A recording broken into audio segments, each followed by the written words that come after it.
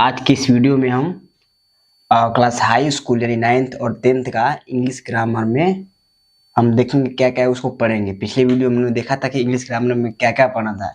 English grammar में total 24 chapter 24 chapter थे। अब हम उसके एक एक चैप्टर को पढ़ेंगे। सबसे पहले चैप्टर है सेंटेंसेस एंड देयर काइंड्स, फिर noun pronoun verb adjective preposition conjunction interjection active voice passive voice direct indirect antonym synonyms, ये सभी चैप्टर्स हैं। तो सबसे पहले हमें पढ़ना है आज का चैप्टर नंबर 1 है सेंटेंसेस एंड देयर काइंड्स। तो हम सेंटेंसेस देयर काइंड्स पढ़ने से पहले हम देख लेंगे कि इसमें इस चैप्टर में हमें क्या क्या पढ़ना है।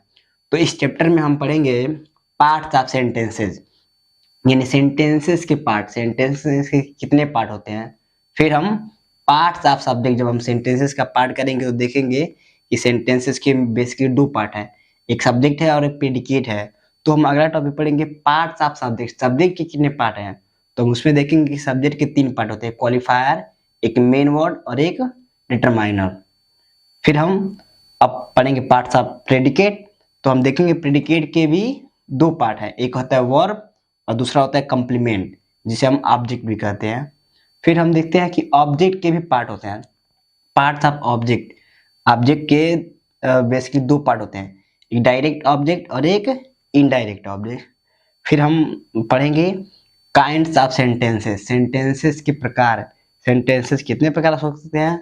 तो हम देखते हैं कि एक असर्टिव सेंटेंस होता है, एक इंट्रोगेटिव, एक इम्परेटिव और एक एक्सक्लेमेटरी, यानी सेंटेंस चार प्रकार होते हैं। तो इस टॉपिक में हम सेंटेंस रिलेटेड हर एक टॉपिक को हम पढ़ेंगे और ये चैप्टर खत्म करके फिर हमारा चैप्टर शुरू करेंगे।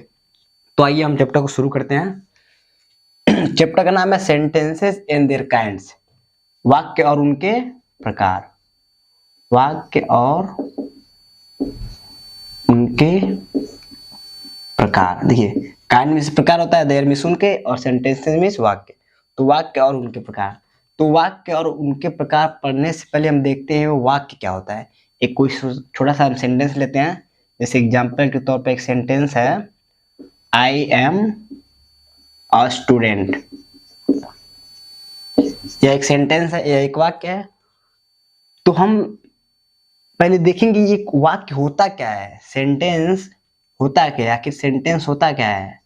सेंटेंस की यदि हम परिभाषा देना चाहें तो कहेंगे कि शब्द या शब्दों का समूह जिसका कोई अर्थ निकले, जिसका कोई मीनिंग निकले, वो सेंटेंस कहलाता है। जैसे देखिए ये शब्द है, ये शब्द है, ये शब्द है, ये शब्द है, और इन शब्दों का एक समूह है जिसका एक मीनिंग निकला। जैसे आई एम अ स्टूडेंट, मैं एक विद्यार्थी हूँ, इसका एक मीनिंग निकला है कि कोई आदमी बता रहा है कि वो एक विद्यार्थी है। यदि हम इसी को शब्दों का ही समूह लिखें पर उसका कोई मीनिंग ना हो, जैसे student A I, student I, हम एम को छोड़ दिए, बाकी 3 वर्ड्स को हम इधर उधर लिख दिए। तो क्या होता है, ये स्टूडेंट और आई, इसमें कोई अर्थ निकल रहा है? नहीं निकल रहा है। इसीलिए हम कहेंगे जिसका अर्थ निकले वही सेंटेंस होता है। तो हमने समझ लिया। अब हम देखेंगे कि सेंटेंस के पार्ट। तो आप पहले इसको पढ़ के देखेंगे इसका मीनिंग क्या निकला। आई एम अ स्टूडेंट, इसमें 2 चीजें बताई जा रही हैं। एक बता रहा है मैं आई के बारे में, और वो क्या बताया जा रहा है कि आई एम अ स्टूडेंट, कि मैं जो हूँ एक विद्यार्थी हूँ। तो हम अनुमान लगा सकते हैं या फिर हम देखते हैं कि एक सेंटेंस के मुख्य रूप से 2 पार्ट होते हैं। एक होता है सब्जेक्ट, जिसके बारे में कोई बात कही या बताई गई हो, सब्जेक्ट मीन्स विषय, जिसके बारे में कोई बात कही या बताई गई हो। तो किसके बारे में बात बताई जा रही है? आई, मैं के बारे में। और दूसरा पार्ट होता है प्रेडिकेट, प्रेडिकेट मतलब जो चीज बताई जा रही हो। जैसे आई के बारे में बता रहा है कि अ स्टूडेंट एक विद्यार्थी है, बता रहा है कि यह एक विद्यार्थी है, ये प्रेडिकेट हो गया, जो चीजें बता रहा है। और जिसके बारे में बता रहा है, आई के बारे में बता रहा है, तो ये हमारा सब्जेक्ट। तो हम समझ लिए सेंटेंसेस एंड देयर काइंड्स में हम सबसे पहले पढ़ेंगे सेंटेंस क्या होता है। तो शब्द या शब्दों का समूह जिसका कोई अर्थ निकले वो सेंटेंस होता है। और सेंटेंस के पार्ट, तो मुख्य रूप से सेंटेंस के दो पार्ट होते हैं, एक सब्जेक्ट और एक प्रेडिकेट। सब्जेक्ट को हिंदी में विषय और प्रेडिकेट क्यों विधेय, यानी विषय के बारे में जो कुछ भी बताया जा रहा है वो हमारा प्रेडिकेट होता है। तो हमने समझ लिया। अब हम देखेंगे अगला टॉपिक क्या है।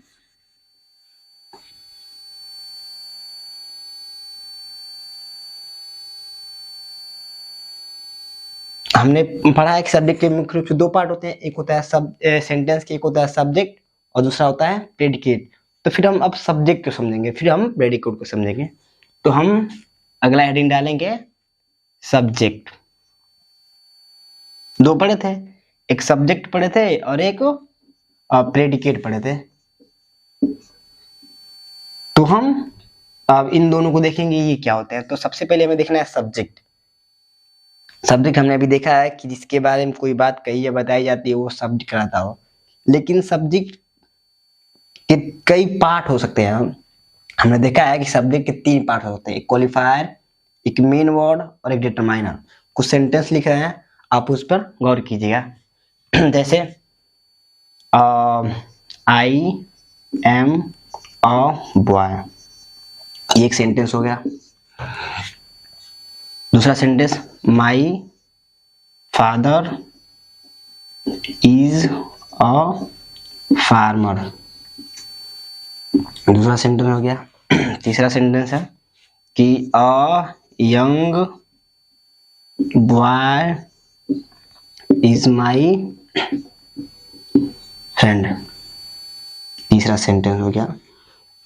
हम देखते हैं इसमें कह रहा है कि आई am a student, I am a boy, इसमें ये गया सब्जेक्ट और जो कुछ बताया जा रहा है वो गया प्रेडिकेट। तो एम अ बॉय प्रेडिकेट हो गया। इस सेंटेंस में देखेंगे my father is a farmer, तो माई फादर ये सब्जेक्ट हो गया और इज अ फार्मर ये प्रेडिकेट हो गया। तीसरा सेंटेंस है a young boy, a young boy ये सब्जेक्ट हो गया और इज माई फ्रेंड प्रेडिकेट हो गया। तो हमने देखा कि पहले वाले सेंटेंस में सब्जेक्ट के सिर्फ एक पार्ट है, दूसरे वाले सेंटेंस में सब्जेक्ट के दो पार्ट है और तीसरे वाले सब्जेक्ट में सब्जेक्ट के तीन पार्ट है। तो हम देखते हैं कि ये निश्चित नहीं है कि सब्जेक्ट के एक ही पार्ट होंगे, सब्जेक्ट के तीन पार्ट हो सकते हैं। तो हम इसी को पढ़ेंगे कि जो फर्स्ट होता है वो मेन वर्ड होता है, जो सेकंड होता है वो क्वालिफायर होता है और जो थर्ड होता है वो डिटरमाइनर। तो हम देखेंगे बारी बार। अभी हमने सीखा है कि सब समझा है कि सब सेंटेंस के कितने पार्ट हो सकते हैं। तो हम देखते हैं अब सब सेंटेंस के कितने, सब्जेक्ट के कितने पार्ट हो सकते हैं।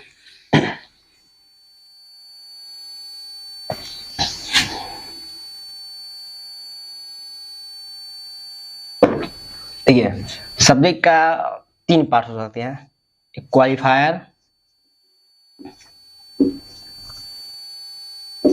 दूसरा मेन वर्ड और तीसरा आपका determiner.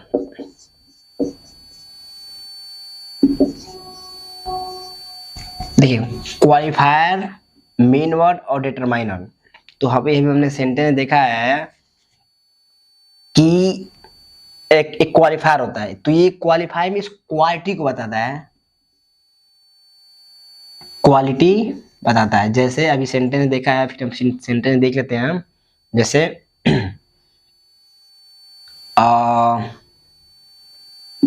My father is a farmer. तो हमने देखा यहां से लेकर यहां तक सेंटेंस है और इसमें जो क्वालिफायर है वो सब, जो मेन वर्ड है वो माई फादर, ये मेन वर्ड है। अब इसकी जो क्वालिफाइंग कर रहा है कि बता रहा है कि ये कौन है, तो ये मेरे फादर हैं, तो ये हमारा आपका क्वालिफायर हो गया, ये क्वालिफायर हो गया। तो समझ में आया। वैसे तीन सेंटेंस वाला डिटरमाइनर को भी देख लेते हैं। डिटरमाइनर संख्या को निर्धारित करता है, उसको निश्चित करता है। जैसे अभी हमने देखा था एक एग्जांपल कि a young boy is my friend. तो हमने देखा था कि यहां से लेकर यहां तक सेंटेंस है जिसके बारे में जो कुछ भी बताया जाए वो सेंटेंस। तो किसके बारे में बताया जा रहा है? सिर्फ बॉय के बारे में नहीं, सिर्फ यंग बॉय के बारे में नहीं, और यंग बॉय के बारे में, एक नौजवान लड़की के बारे में। तो यहां से लेकर यहां तक सेंटेंस हो गया हमारा, हो गया सब्जेक्ट। बाकी का सेंटेंस प्रेडिकेट। तो हम देखते हैं इस सब्जेक्ट में के 3 पार्ट हैं, एक अ है, एक यंग है और एक बॉय है। तो इसमें मेन वर्ड क्या है जिसके बारे में बात हो रही है? बॉय के बारे में। तो ये हमारा मेन वर्ड।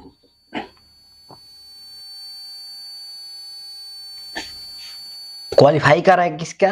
ये लड़का कैसा है? तो यंग है, तो ये क्वालिफायर।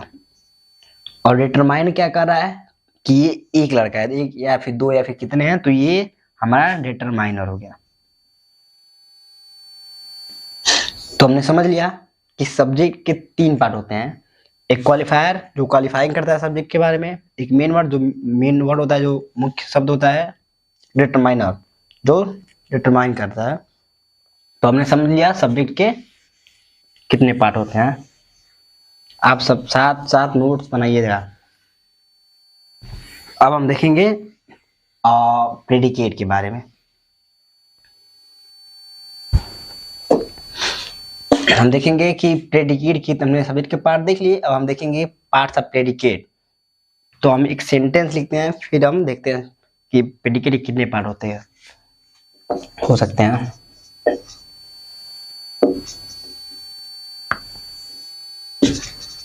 एक सेंटेंस है हमारा,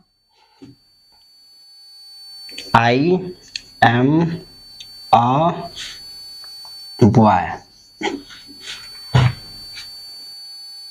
दूसरा सेंटेंस हो गया, आई प्ले। तीसरा सेंटेंस हो गया, I gave you a pen. ये 3 तरह के सेंटेंस है हमारे पास। पहला सेंटेंस है कि आई एम बॉय, मैं एक लड़का हूं, ये सब्जेक्ट, ये प्रेडिकेट। दूसरा सेंटेंस है कि आई प्ले, मैं खेलता हूं। तीसरा सेंटेंस है I gave you a pen. तो हम यहाँ पर सब्री किनारे कर लेंगे। अब देखेंगे बाकी का पार्ट जो होता है प्रेडिकेट। और प्रेडिकेट में कितने पार्ट है? तो 1 और 2 पार्ट है। तो ये हमारा हो गया है हेल्पिंग वर्ब, यानी कि वर्ब। ये हो गया हमारा ऑब्जेक्ट, हमने देखा। फिर दूसरा सेंटेंस है आई प्ले, ये सब्जेक्ट और ये प्रेडिकेट। तो हमने देखा कि यहाँ पर प्रेडिकेट में सिर्फ एक पार्ट है, वो है मेन वर्ब, वर्ब। यहाँ देखा हमने सब्जेक्ट में 2 पार्ट है, एक वर्ब हेल्पिंग वर्ब है और एक ऑब्जेक्ट है। यहाँ हम देखते हैं I gave you a pen, ये तो हमारा सब्जेक्ट हो गया है। गेव यू अ पेन, ये गेव हमारा हो गया हेल्पिंग वर्ब यानी मेन वर्ब, यानी कि वर्ब इसको कहेंगे। और यू और अ पेन 2 ऑब्जेक्ट हो गया, यहाँ पे एक ऑब्जेक्ट ये है और एक ऑब्जेक्ट ये है। तो हम समझ रहे हैं कि प्रेडिकेट के मुख्य रूप से 2 पार्ट्स होते हैं, हमने देखा था। पार्ट्स ऑफ प्रेडिकेट, एक वर्ब होता है और एक कंप्लीमेंट होता है जिसे हम ऑब्जेक्ट कहते हैं। और ऑब्जेक्ट के भी 2 पार्ट हो सकते हैं। तो हम पहले पार्ट्स ऑफ प्रेडिकेट पढ़ेंगे। तो हमने क्या देखा? प्रेडिकेट के 2 पार्ट हो सकते हैं, एक वर्ब और एक कंप्लीमेंट। यहाँ पर सिर्फ वर्ब के साथ, वहां पर कंप्लीमेंट सिर्फ वर्ब था, और यहाँ पर कंप्लीमेंट भी था, ऑब्जेक्ट भी था।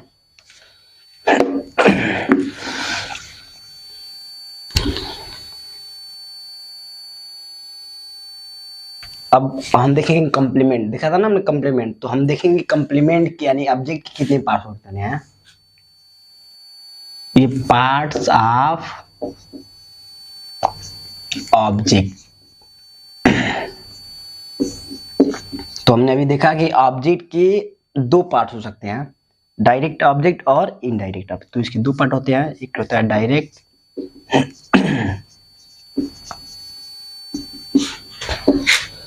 और एक होता है इनडायरेक्ट।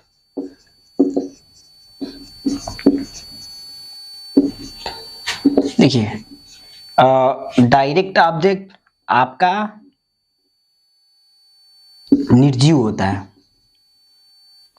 और इनडायरेक्ट आपका सजीव होता है। हमने देखा है कि जो डायरेक्ट के दो पार्ट होते हैं, एक होता है डायरेक्ट ऑब्जेक्ट, एक तो होता है डायरेक्ट ऑब्जेक्ट, एक होता है इनडायरेक्ट ऑब्जेक्ट। तो जो डायरेक्ट ऑब्जेक्ट होता है तो वो निर्जीव होता है, और जो इनडायरेक्ट होता है वो सजीव होता है। एग्जाम्पल के तौर पर देखेंगे हम अभी पिछला सेंटेंस था कि आई गेव, राम लिख लीजिए, I give Ram a pen, मैंने राम को एक कलम दिया। तो ये हमारा हो गया सब्जेक्ट, ये हो गया हमारा वर्ब, और दो चीज हो गई, ये हो गया ऑब्जेक्ट और ये भी हो गया ऑब्जेक्ट। तो यहाँ पर दो ऑब्जेक्ट है।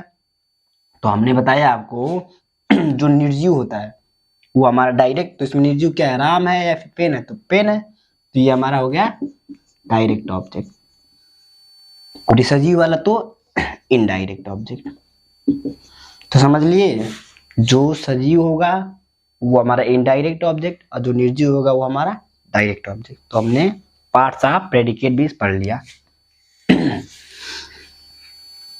अब हम पढ़ेंगे parts of kinds of sentence. हमने पार्ट्स ऑफ सेंटेंस पढ़ लिया। सेंटेंस के कितने पार्ट होते हैं, सेंटेंस के दो पार्ट होते हैं, सब्जेक्ट और प्रेडिकेट। फिर हमने पार्ट्स ऑफ सब्जेक्ट पढ़ लिया, सब्जेक्ट के कितने पार्ट होते हैं, सब्जेक्ट दो पार्ट, तीन पार्ट हो सकते हैं, और क्वालिफायर, मेन और डिटरमाइनर। फिर हमने पार्ट्स ऑफ प्रेडिकेट पढ़ लिया, प्रेडिकेट के दो पार्ट होते हैं, वर्ब और एक कॉम्प्लीमेंट। अब कॉम्प्लीमेंट के भी दो पार्ट होते हैं, यानी ऑब्जेक्ट के, डायरेक्ट ऑब्जेक्ट और इनडायरेक्ट ऑब्जेक्ट। अब हम पढ़ेंगे पार्ट्स ऑफ नहीं या काइंड्स ऑफ सेंटेंस। सेंटेंस कितने प्रकार हो सकते हैं, हमने यही था ना सेंटेंस एंड देयर काइंड्स। तो हमने अभी तक सिर्फ सेंटेंस को पढ़ा है, अब हम पढ़ेंगे इसके काइंड्स को। तो हम हेडिंग डालेंगे सेंटेंस एंड देयर काइंड्स। देखिए थोड़ा सा गला में दिक्कत है, आप इग्नोर करिएगा। सेंटेंस एंड देयर काइंड्स, वाक्य और उनके प्रकार।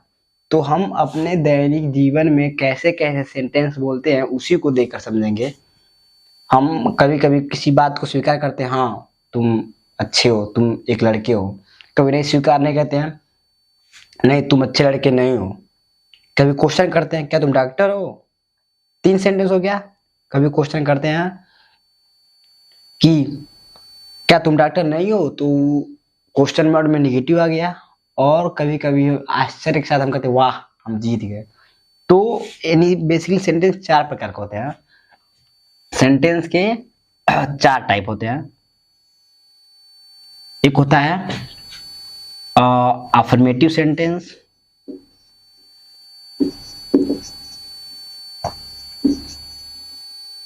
जिसे हम स्वीकारात्मक वाक्य कहते हैं, या फिर साधारण वाक्य जिसमें कोई बात को स्वीकार की जाती है। दूसरा है हमारा इंट्रोगेटिव सेंटेंस, इंट्रोगेटिव सेंटेंस प्रश्नवाचक वाक्य, प्रश्नवाचक वाक्य। इसमें हम प्रश्न करते हैं कि जो हमारा अफर्मेटिव था इसको हम असर्टिव कह सकते हैं, क्योंकि असर्टिव के दो पार्ट होते हैं, एक अफर्मेटिव और एक निगेटिव। तो ये असर्टिव सेंटेंस। एक असर्टिव सेंटेंस स्वीकारात्मक वाक्य नहीं, इसको हम साधारण वाक्य कहेंगे। जब आगे हम अभी पढ़ेंगे इन सब के बारे में, तब हम पढ़ेंगे कि असर्टिव के दो पार्ट होते हैं, साधारण और नकारात्मक, एक्सेप्टेबल यानी कि स्वीकारात्मक और नकारात्मक। तो अभी हम पढ़ रहे हैं कि सेंटेंस के पार्ट कितने होते हैं। तो सेंटेंस के एक असर्टिव सेंटेंस होता है साधारण वाक्य, एक इंट्रोगेटिव प्रश्नवाचक वाक्य, तीसरा होता है इंपेरेटिव।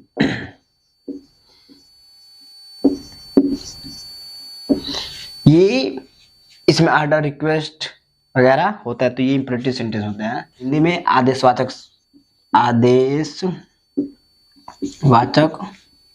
वाक्य कहते हैं। और चौथा लास्ट हमारा है एक्सक्लेमेटरी सेंटेंसेस। इसे हम हिंदी में विस्मयबोधक वाक्य कहते हैं। तो हमने देख लिया कि सेंटेंस के कितने पार्ट होते हैं? सेंटेंस के 4 पार्ट हो सकते हैं, होते हैं असर्टिव, इंट्रोगेटिव और इम्परेटिव और एक्सक्लेमेटरी। अब हम देखते हैं कि ये कौन कौन से सेंटेंस में कितने पार्ट होते हैं। तो हम शार्ट में देखेंगे। असर्टिव सेंटेंस के 2 वाक्य होते हैं, एक अफर्मेटिव और एक निगेटिव। तो जिस सेंटेंस में कोई बात स्वीकार की जाएगी वो अफर्मेटिव, स्वीकारात्मक वाक्य। जैसे मैं स्टूडेंट हूँ। जिस वाक्य में कोई बात स्वीकार नहीं की जाएगी वो निगेटिव, जैसे मैं स्टूडेंट नहीं हूँ, आई एम नॉट स्टूडेंट। तो ये हमारा हो गया असर्टिव सेंटेंसेस। अब हम देखेंगे interrogative sentence. Interrogative sentences. Interrogative sentence प्रश्न आ सकता है, क्या तुम पढ़ते हो? तुम कहाँ पढ़ते हो? तो 2 तरह सेंटेंस हो गया। ये इसके 2 टाइप होते हैं, यस या फिर नो टाइप, और होता है WH टाइप। तो देखिए, यस नो टाइप, जिस क्वेश्चन का हम उत्तर हाँ या ना में दे सकते हैं वो यस नो टाइप होता है। जैसे क्या तुम पढ़ते हो? हाँ। नहीं कहना तो नहीं कहेंगे। क्या तुम लड़के हो? हाँ। नहीं कहना हो तो नहीं कहेंगे। इसके आंसर से हम यस या नो बताएंगे, तो ये हमारा हो जाएगा यस नो टाइप। अब यही क्वेश्चन कहेगा कि तुम कहाँ पढ़ते हो, तो हम ये नहीं कह पाएंगे हाँ पढ़ता हूँ, नहीं बताऊंगा कि हम गोरखपुर पढ़ता हूँ, दिल्ली पढ़ता हूँ, मुंबई पढ़ता हूँ। तो ऐसे सेंटेंस हमारा WH टाइप कहलाएंगे। तो हमने पढ़ा कि इंट्रोगेटिव सेंटेंसेस के 2 टाइप होते हैं, एक यस नो टाइप और एक WH टाइप। अब हम देखेंगे आपका इम्परेटिव सेंटेंस। तो इम्परेटिव सेंटेंस के कई पार्ट होते हैं, जब इसको हम पढ़ेंगे तो हम देखेंगे। जैसे आदेश देगा, रिक्वेस्ट करेगा, सलाह देगा, ऐसे सेंटेंस। जैसे कहना है ओपन द डोर, दरवाजा खोलो। तो ये हमारा इम्परेटिव सेंटेंस हो गया। हम जब पढ़ेंगे आगे तो हम देखेंगे कि इम्परेटिव सेंटेंसेस के अंतर्गत कितने टाइप होते हैं। इम्परेटिव सेंटेंसेस के अंतर्गत लास्ट वाला हमारा सेंटेंस है एक्सक्लामेटरी। एक्सक्लामेटरी विस्मय बोधक।